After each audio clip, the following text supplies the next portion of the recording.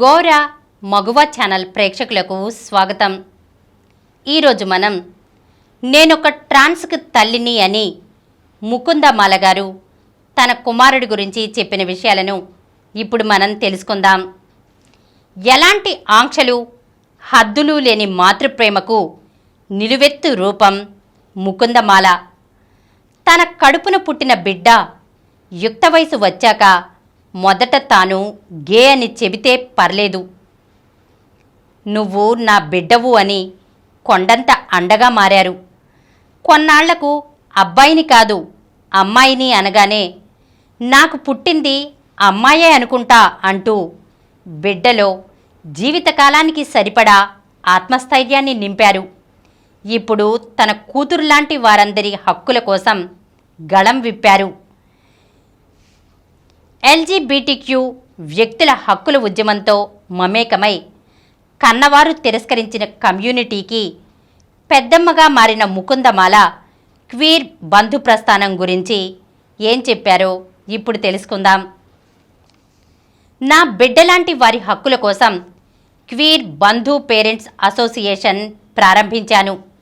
దాని ద్వారా ఎల్జీబీటీక్యూ వ్యక్తుల హక్కుల కోసం పోరాడుతున్నాను. కొన్నాళ్ల కిందటి వరకు లెస్బియన్, గే, బై, ట్రాన్స్ ఇవన్నీ నాకు అసలు తెలియని, నేనెన్నడూ వినని పదాలు. అలాంటిది ఇప్పుడు వాటి గురించి సంభాషించని రోజే లేదు. 15 ఏళ్ల కిందటి సంగతి. నేనొక కార్పొరేట్ కంపెనీ ఉద్యోగిని. నా భర్త ఓ ప్రభుత్వ కళాశాల అధ్యాపకుడు. మాకు ఒక్కగానొక్క అబ్బాయి.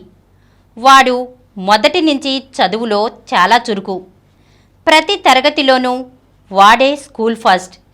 ఎంబీబీఎస్ సీటు కూడా ప్రభుత్వ వైద్య కళాశాలలోనే వచ్చింది. ఇంకేముంది, జీవితం సాఫీగా సాగిపోతుందనుకున్నాం. కాలేజీలోనే మంచి అమ్మాయిని చూసుకోరా, చదువు పూర్తి అవగానే పెళ్లి చేసేస్తామని ఓ రోజు బాబుతో అన్నాను. అది సాధ్యం కాదమ్మా అంటూ విషయం దాటేశాడు. అప్పుడు వాడి మాటలు నాకు అర్థం కాలేదు. కానీ ఆ తర్వాతి రోజు నుంచి వాడితో బయటకు వెళ్ళినప్పుడు అబ్బాయిలను చూపిస్తూ వాళ్ళ అందాన్ని పొగుడుతూ చెప్పడం గమనించాను. అయినా నాకేమీ అర్థం కాలేదు. ఇంతలో ఒకరోజు ఇద్దరం కలిసి కూర్చుని సరదాగా మాట్లాడుకుంటుండగా తనకు అబ్బాయిలంటేనే ఇష్టమని చెప్పేశాడు. ఆ మాట విన్న వెంటనే నాకు కాళ్ళ క్రింద భూమి కంపించినట్లయింది. నా మనసులో బాధ వర్ణనాతీతం. అలాంటి పరిస్థితిలో వాడే నన్ను మొదట సముదాయించి ధైర్యం చెప్పాడు. ప్రకృతిలో ఆడ, మగ మాత్రమే కాదు, భిన్న జెండర్లు, విభిన్న లైంగికత్వాలు ఉంటాయని నాకు అర్థమయ్యేలా చెప్పడానికి ప్రయత్నించాడు. నా తృప్తి కోసం బాబును సైకాలజిస్టులు, సైకియాట్రిస్టుల వద్దకు తీసుకెళ్లాను. అది అసహజం కాదు, సహజమని వారంతా తిరిగి నాకే కౌన్సిలింగ్ ఇచ్చారు. వాళ్ళ నాన్నతోనూ విషయం చెబితే మనమేమీ చేయలేం, మౌనంగా ఉండు, బాబును ఏమీ అనకు అని ఆయన నాకు నచ్చచెప్పారు. అదే సమయంలో పిల్లాడి చదువు దెబ్బకూడదని వాడి అభిప్రాయాలను గౌరవిస్తూ చాలా సున్నితంగా వ్యవహరించాం.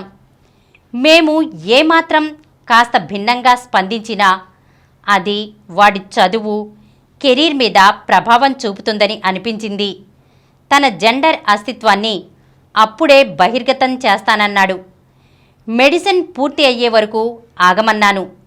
తర్వాత 2012లో ఎల్జీబీటీక్యూ వ్యక్తులకు మద్దతుగా మొదటిసారి బాబుతో కలిసి నేను ప్రైడ్ మార్చ్లో పాల్గొన్నాను. అలాంటి కార్యక్రమాలను కమ్యూనిటీతో కలిసి ఇప్పుడు నిర్వహిస్తున్నందుకు గర్విస్తున్నాను.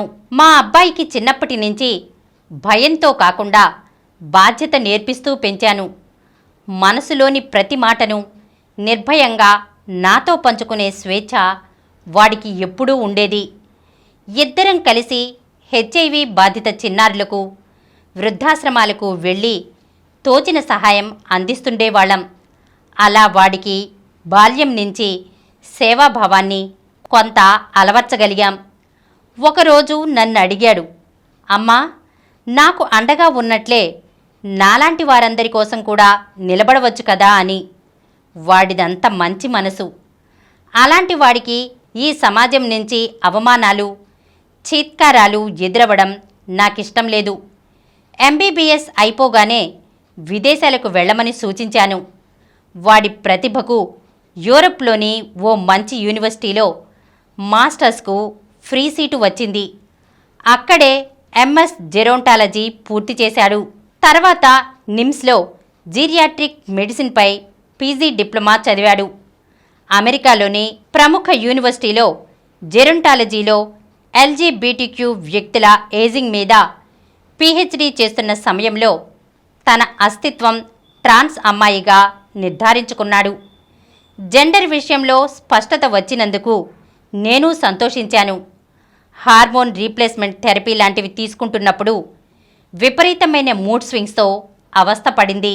అలాంటి సమయంలో రోజు వీడియో కాల్, స్కైప్ ద్వారా మా అమ్మాయికి అందుబాటులో ఉంటూ ధైర్యం చెప్పేదాన్ని.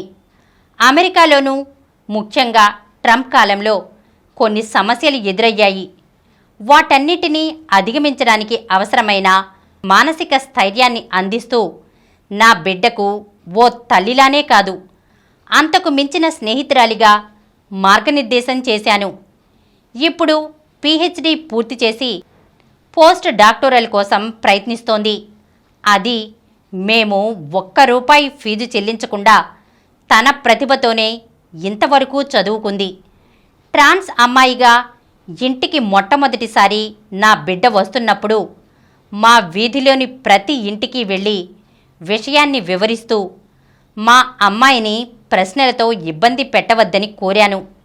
నిజానికి వారంతా చాలా బాగా అర్థం చేసుకున్నారు. ఇదివరకటి కంటే ఎక్కువగా మా అమ్మాయి పట్ల చాలా ప్రేమాభిమానాలను చూపించారు. సమస్యల్లా మా బంధువుల నుంచి ఎదురైంది.